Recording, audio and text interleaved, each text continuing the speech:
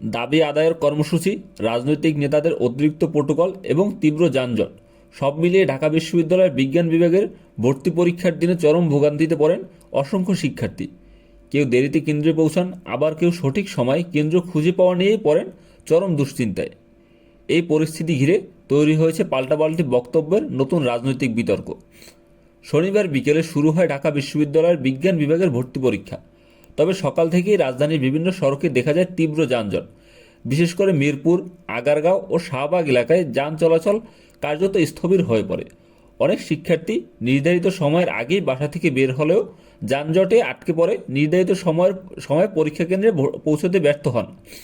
ঢাকা বিশ্ববিদ্যালয় কেন্দ্রীয় ছাত্র সংসদ ডাকসু জানায়, ভর্তি পরীক্ষার কেন্দ্র ও সময়সূচি নিয়ে তৈরি হওয়া জটিলতা নিরসনে তারা একাধিক উদ্যোগ নেয়।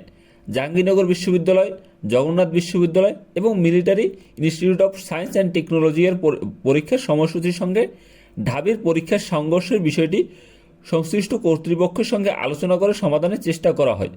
এছাড়াও ডাকসু অনুরোধে মেট্রো রেলের ট্রিপও বাড়ানো হয়।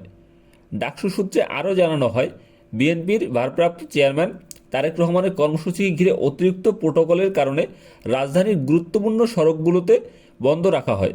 বিশেষ করে মিরপুর আগারগাঁও সড়ক সম্পূর্ণ বন্ধ করে দেওয়ায় এমআইএসটির বহু পরীক্ষার্থী সময়মতো ঢাকা বিশ্ববিদ্যালয়ের কেন্দ্রে পৌঁছাতে পারেননি। এছাড়া শহীদ শরীফ ওসমান হাদির হত্যাকারীদের বিচারের দাবিতে শাহবাগ অবরোধের কারণে যানজটের সৃষ্টি হয়।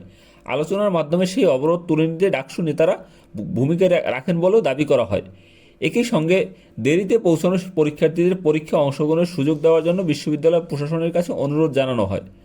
অন্যদিকে ছাত্রদলের দাবি, রাজধানীর যানজটের বাস্তবতায় বিবেচনায় বিশ্ববিদ্যালয় প্রশাসন পরীক্ষার নির্ধারিত সময় পার হওয়ার পরেও শিক্ষার্থীদের কেন্দ্র প্রবেশের সুযোগ করে দিয়েছে, যা তাদের অনুরোধের ফল।